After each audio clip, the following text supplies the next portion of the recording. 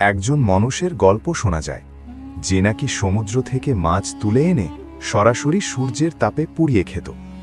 তার নাম বলা হয় উজ বিন আনাক।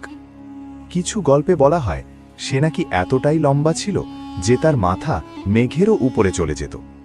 এমনকি কেউ কেউ বলে সে নাকি বুর্জ খলিফার থেকেও 3 গুণ বেশি লম্বা ছিল। আরও বলা হয় হজরত মুসা আলাইহিসসালামের বাহিনীর উপর আক্রমণ করার জন্য সে নাকি পুরো একটা পাহাড় তুলে নিয়েছিল। কিন্তু সত্যটা কি? এসব গল্পের বেশিরভাগই মন গড়া ইসরায়েলি বর্ণনা। কুরআন আমাদের স্পষ্ট করে বলে, তারপর আমরা বাকিদের সবাইকে ডুবিয়ে দিয়েছিলাম। অর্থাৎ হজরত নূহ আলাইহিসসালামের মহাপ্লাবনে এমন কোনো দৈত্য বা বিশাল মানুষ বেঁচে ছিল না। তাই আমাদের জন্য সত্য একটাই, যা আল্লাহ ও তার রাসূল সাল্লাল্লাহু আলাইহি ওয়াসাল্লাম আমাদের জানিয়েছেন। আর বাকি সব গল্প শুধুই কল্পনা।